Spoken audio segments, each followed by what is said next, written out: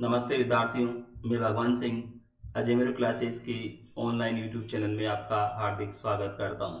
विद्यार्थियों, आप इस वीडियो को पूरा देखें और अपने साथियों में ज़्यादा शेयर करें ताकि उनको भी फायदा हो सके और इस चैनल को सब्सक्राइब करें।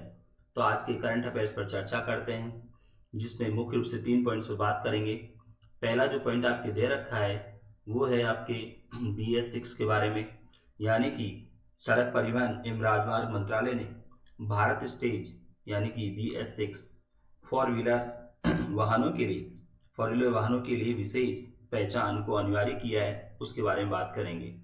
दूसरा जो पॉइंट है वो है आपके रिचर्ड डॉकिंस अवार्ड की जो जावेद अख्तर को दिया गया है, उसके बारे में बात करेंगे। और तीसरा जो पॉइंट है वो है केंद्रीय प्रत्यक्ष कर बोर्ड की जो रिपोर्ट आई है उसके बारे में बात करेंगे। तो आप पहला क्वेश्चन देखिए, इसमें किस भारतीय को रिचर्ड डॉकिंस पुरस्कार देने की घोषणा की गई है? तो राइट आंसर है जावेद अख्तर। और विद्यार्थियों, जावेद अख्तर के बारे में आप जानते हो, बताने की जरूरत नहीं है, परंतु यहाँ इस पुरस्कार के बारे में आपको बताऊं कि ये अंतर्राष्ट्रीय पुरस्कार पाने वाले ये जावेद अख्तर पहले भारतीय हैं। ये क्वेश्चन आप इस रूप में विशेष ध्यान रखना कि जावेद अख्तर ये पुरस्कार पाने वाले पहले भारतीय हैं। एक और बात मैं आपको बताऊं कि इस पुरस्कार की शुरुआत 2003 में हुई थी और ये पुरस्कार तर्कसंगत धर्मनिरपेक्षता मूल्य और तथ्यात्मक सच बोलने के लिए दिया जाता है। और ये पुरस्कार रिचर्ड डॉकिंस के नाम पर दिया जाता है। और रिचर्ड डॉकिंस ऑक्सफोर्ड यूनिवर्सिटी में साइंस ऑफ पब्लिक अंडरस्टैंडिंग के प्रोफेसर रह चुके हैं। विद्यार्थियों, एक और बात आपको मैं बताऊं इसके बारे में कि ये रिचर्ड डॉकिंस ये मुखर नास्तिक रूप में जाने जाते रहे हैं। नास्तिक का मतलब आप जानते हो, जो ईश्वर को नहीं मानते हैं उनको बोलते हैं नास्तिक, और ईश्वर को जो मानते हैं वो कहलाते हैं आस्तिक। तो ये एक नास्तिक रूप में जाने जाते रहे हैं। और एक और बात मैं आपको बताऊं इनके बारे में कि रिचर्ड डॉकिंस ने एक पुस्तक लिखी है जिसका नाम है gene the selfish. Gene the selfish, ये इनकी पुस्तक रही है। ये इनकी पुस्तक है जो कि काफ़ी फेमस रही है ये पुस्तक। तो आपको ध्यान रखना है, इसमें जो मैंने अतिरिक्त जो है आपको क्वेश्चंस बताए हैं उसमें एक तो आपको याद रखना है कि जावेद अख्तर ये पुरस्कार प्राप्त करने वाले पहले भारतीय। दूसरा, इस पुरस्कार की शुरुआत कब हुई ये याद रखना है आपको। और ये पुरस्कार किस रूप में दिया जाता है, यानी कि किसके लिए दिया जाता है, तो आपको ध्यान रखना है कि तर्कसंगत धर्मनिरपेक्षता मूल्य और तथ्यात्मक सच बोलने के लिए। और एक आपको याद रखना है कि ये रिचर्ड डॉकिंस किस यूनिवर्सिटी के प्रोफेसर रहे हैं। एक और आपको ध्यान रखना है कि इन्होंने जो पुस्तक लिखी है उसका नाम आपको याद रखना है। तो विद्यार्थियों, अगला क्वेश्चन आप देखिए, दुनिया में सबसे ज्यादा महंगाई किस देश में है? तो राइट आंसर है पाकिस्तान। विद्यार्थियों, यहाँ पर मैं आपको बताऊं, स्टेट बैंक ऑफ पाकिस्तान के अनुसार पाकिस्तान के बिगड़े हालात और कोरोना के कारण वर्ष 2020 में पाकिस्तान में दुनिया में सबसे ज़्यादा मुद्रास्फीति दर्ज की गई।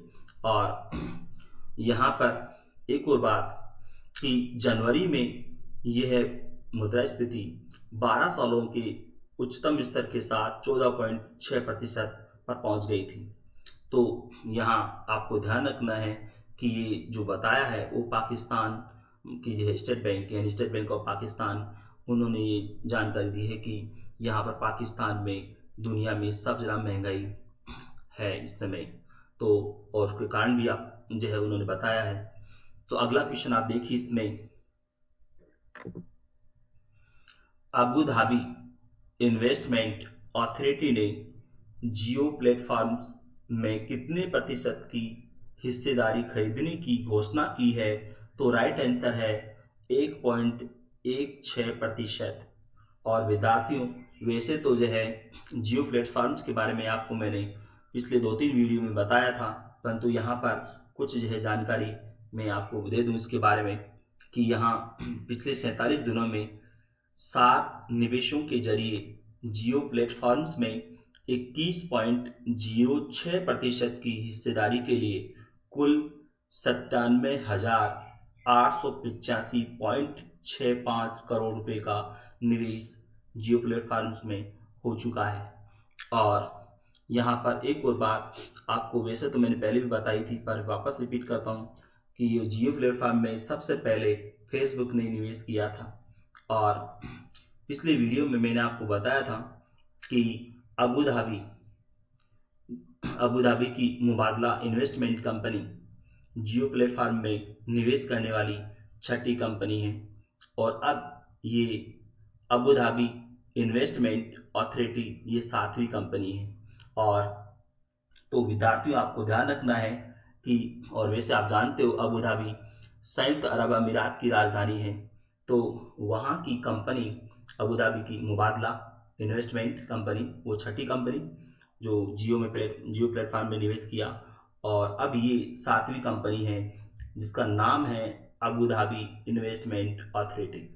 तो ये 7वीं कंपनी है। तो विद्यार्थियों आपको इसमें अतिरिक्त जानकारी याद रखनी है, वो ये कि अब तक जियो प्लेटफॉर्म में कितने प्रतिशत की हिस्सेदारी जो है खरीदी जा चुकी है, तो 21.06%, और कितने का निवेश हो चुका है, तो 97,885.65 करोड़ रुपए का निवेश हो चुका है अब तक। और यहाँ पर मुबादला का नाम भी याद रखना है, और एक ये 7वीं जो कंपनी अभी मैंने आपको नाम बताया ये भी आपको याद रखना है। तो विद्यार्थियों अगला क्वेश्चन देखिए आप इसमें, सड़क परिवहन एवं राजमार्ग मंत्रालय ने भारत स्टेज यानी कि BS6 4 व्हीलर वाहनों के लिए विशेष पहचान को अनिवार्य कर दिया है। ये नया नियम कब से लागू होगा? तो राइट आंसर है 1 अक्टूबर 2020 से।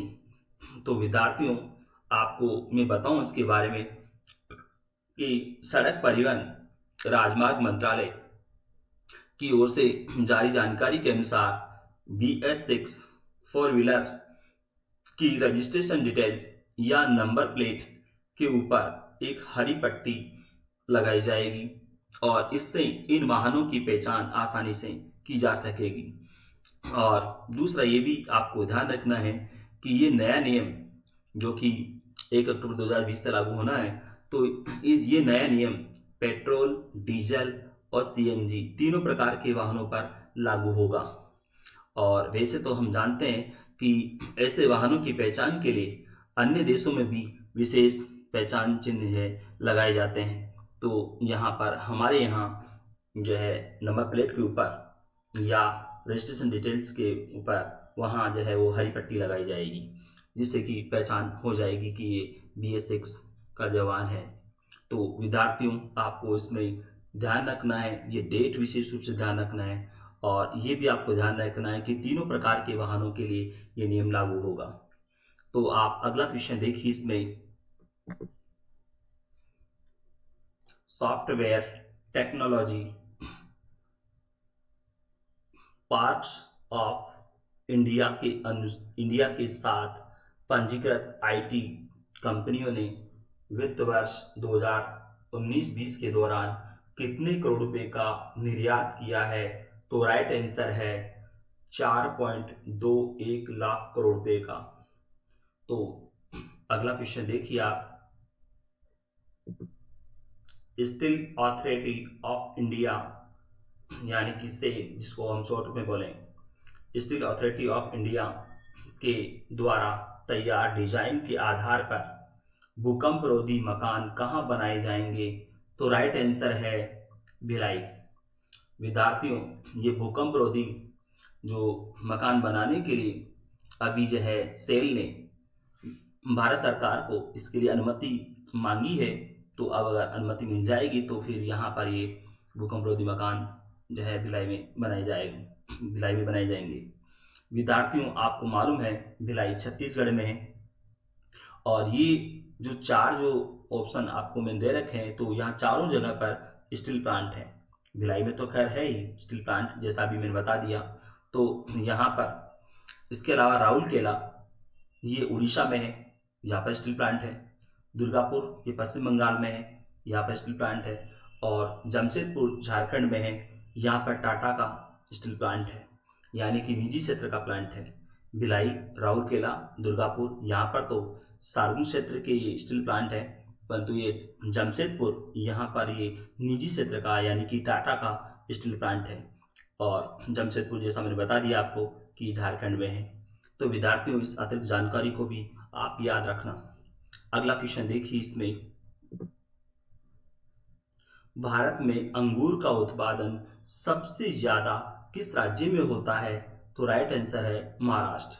विद्यार्थियों यहाँ पर ये क्वेश्चन मैंने इसलिए लिया है क्योंकि अभी जो है यहाँ अंगूर उत्पादन के बारे में जो है जानकारी आई थी कि किस तरह से लॉकडाउन के कारण किसानों को भारी नुकसान उठाना पड़ा है। तो इसीलिए यहाँ पर इस क्वेश्चन को मैंने लिया है। और आपको मालूम होना चाहिए देश के कुल अंगूर उत्पादन का 80% महाराष्ट्र में उत्पादन होता है। और महाराष्ट्र के बाद नंबर 2 पर आता है कर्नाटक और नंबर 3 पर आता है वो तमिलनाडु। तो विद्यार्थियों इस क्वेश्चन को भी आप याद रखना। अगला क्वेश्चन देखिए आप, इसमें केंद्रीय प्रत्यक्ष कर बोर्ड के अनुसार 2019-20 में वास्तविक सकल प्रत्यक्ष कर संग्रह कितना रहा? तो राइट आंसर है वो है आपके 12,33,720 करोड़ रुपया। विद्यार्थियों इसके बारे में थोड़ा मैं आपको डिटेल्स में बता देता हूं क्योंकि क्वेश्चन ज्यादा महत्वपूर्ण है आपके लिए। और तो विद्यार्थियों इसमें यहाँ पर आपको ध्यान रखना है कि 2019-20 में वास्तविक सकल प्रत्यक्ष कर संग्रह 4.92% गिरकर 12,33,720 करोड़ रुपए रहा है। और यानी कि 4.92% कम हुआ ये कर संग्रह। और एक और बात मैं आपको बताऊं, ये कम जो है संग्रह हुआ उसके पीछे जो कारण है वो ये कि कॉर्पोरेट टैक्स की दरों में कटौती की गई, इसी तरह से मानक जो है कटौती की गई और व्यक्तिगत आयकर की छूट की सीमा को बढ़ाया गया था। इसी वजह से ये जो है प्रत्यक्ष कर संग्रह सकल प्रत्यक्ष कर संग्रह कम हुआ है।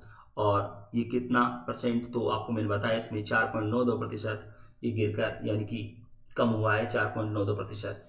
इसके अलावा एक और बात आपको ध्यान रखनी है इसमें वो ये कि यदि ये व्यक्तिगत आयकर और कॉर्पोरेट आयकर को पुरानी दरों से अगर वसूला जाता यानी कि जो है 2018-19 के हिसाब से अगर वसूला जाता तो फिर ये जो है 2019-20 के दौरान सकल प्रत्यक्ष कर संग्रह 8% बढ़कर 14.01 लाख करोड़ रुपया हो सकता था।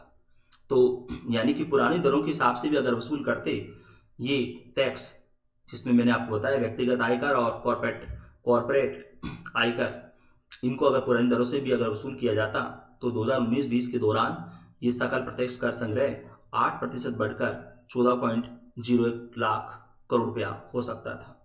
और एक और बात आपको ध्यान रखनी है इसमें कि 2019-20 में कॉर्पोरेट कर संग्रह 6.78 लाख करोड़ रुपया और व्यक्तिगत आयकर संग्रह 5.55 लाख करोड़ रुपया रहा है। और अगर इन दोनों को हम जोड़ें यानी कि जो है कॉर्पोरेट टैक्स और ये व्यक्तिगत जो है आयकर, इन दोनों को जो जोड़ें तो ये जो है कुल होता है 12,33,720 करोड़ रुपया। तो विद्यार्थियों आपको इसमें दोनों को अलग अलग भी याद रखना है। वैसे ये क्वेश्चन में आपकी जो दे रखा है कि 2019-20 में वास्तविक सकल प्रत्यक्ष कर संग्रह कितना रहा, तो ये तो आपने याद कर लिया कि 12,33,720 करोड़ रुपया, परंतु इसको दोनों को अलग अलग भी आपको याद रखना है। यानी कि कॉर्पोरेट कर संग्रह कितना रहा 6.78 लाख करोड़ रुपया और व्यक्तिगत आयकर संग्रह कितना रहा तो 5.55 लाख करोड़ रुपया। ये दोनों अलग अलग आपको याद रखना है और टोटल हो गया वो है 12,33,720 करोड़ रुपया। और तो इसमें आपको ये अतिरिक्त जानकारी याद रखनी है। और ये कर संग्रह जो कम क्यों रहा उसके पीछे भी आपको कारण ध्यान रखना है। जैसा मैंने बता दिया आपको कि कॉर्पोरेट टैक्स की दरों में कटौती की गई, मानक कटौती की गई, व्यक्तिगत आयकर में की जो है छूट की सीमा को बढ़ाया गया, इसकी वजह से ये टैक्स में कमी रही है। और अगर पुरानी दरों से वसूल किया जाता तो कितना जो है टैक्स जो है प्राप्त होता, वो भी आपको याद रखना है, यानी कि 14.01 लाख करोड़ रुपया। तो विद्यार्थियों क्वेश्चन ज़्यादा महत्वपूर्ण है क्योंकि ये इकोनॉमिक्स से संबंधित जो क्वेश्चंस होते हैं विद्यार्थियों, इनमें डाटा जो है के बारे में आपको थोड़ा कन्फ्यूजन हो जाता है, इसलिए मैंने यहाँ पर आपको ये अलग अलग जानकारी दे दी है। तो आप अगला क्वेश्चन देखिए। इसमें बाजार नियामक भारतीय प्रतिभूति विनिमय बोर्ड ने कारोबार में धोखाधड़ी करने के कारण ग्रीन क्रेस्ट फाइनेंशियल सर्विसेज और इसके 2 कार्यकारी निदेशकों को पूंजी बाजार से कितने समय के लिए प्रतिबंधित कर दिया है? तो राइट आंसर है 3 वर्ष। यानी कि यहाँ पर जो सेबी ने इस कंपनी जिसका नाम आपको याद रखना है ग्रीन क्रेस्ट फाइनेंशियल सर्विसेज, इस कंपनी को और इसके निदेशक जो कार्यकारी निदेशक हैं इनको जो है पूंजी बाजार से जो है 3 साल के लिए प्रतिबंधित कर दिया है। यानी कि ये कोई यहाँ पर लेन देन नहीं कर पाएंगे 3 साल के दौरान। और अगला क्वेश्चन देखिए आप। इसमें जिम्नास्ट कुर्ट थॉमस किस देश के नागरिक थे जिनका 7 जून को निधन हो गया है? तो राइट आंसर है यूएसए, यानी कि संयुक्त राज्य अमेरिका। विद्यार्थियों इनके बारे में मैं आपको बताऊं कि ये विश्व चैंपियन रहे हैं। तो विश्व चैंपियनशिप में स्वर्ण पदक जीतने वाले वे अमेरिका के पहले पुरुष जिम्नास्ट थे। ये क्वेश्चन आपको ध्यान रखना है। विश्व चैंपियनशिप में स्वर्ण पदक जीतने वाले वे अमेरिका के पहले पुरुष जिम्नास्ट थे। और 1978 में फ्रांस के स्ट्रासबर्ग में आयोजित विश्व चैंपियनशिप में फ्लोर एक्सरसाइज में इन्होंने स्वर्ण पदक जीता था। तो आपको ध्यान रखना है इस क्वेश्चन के बारे में भी। और अगला क्वेश्चन देखिए आप। इसमें पेशेवर हॉकिस्ट, मार्शल आर्टिस्ट, मुक्केबाज कोनोर मैकग्रेगोर किस देश के हैं जिन्होंने संन्यास की घोषणा की है? तो राइट आंसर है आयरलैंड। यानी कि ये कोनोर मैकग्रेगोर ये 2 जो है खेलों में, यानी कि 2 वर्गों में जो है ये रहे हैं खिलाड़ी। एक तो जैसा आपने पढ़ लिया इसमें कि हॉकिस्ट जो है मार्शल आर्टिस्ट हैं और दूसरा मुक्केबाज के रूप में। तो ये 2 वर्गों के खिलाड़ी रहे हैं जिन्होंने कि संन्यास की घोषणा कर दी है। विद्यार्थियों आपको मालूम होना चाहिए ये कोनोर मैकग्रेगोर इन्होंने 4 साल में 30 बार ये संन्यास की घोषणा की है। और ये जो है 2016 में भी इन्होंने घोषणा की थी संन्यास की, फिर वापस जो है खेल में आ गए। और फिर 2019 में भी इन्होंने संन्यास की घोषणा की, वापस फिर से आ गए। और अब जो है 2020 में इन्होंने फिर से संन्यास की घोषणा की है। यानी कि 4 साल में 30 बार इन्होंने संन्यास की घोषणा की है। तो आप ध्यान रखना ये 2 वर्गों के जो है खिलाड़ी हैं कोनोर मैकग्रेगोर। तो आपको ध्यान रखना है इस खिलाड़ी के बारे में भी। तो विद्यार्थियों ये वीडियो आपको कैसा लगा इसे लाइक करें और इस चैनल को सब्सक्राइब करें। धन्यवाद।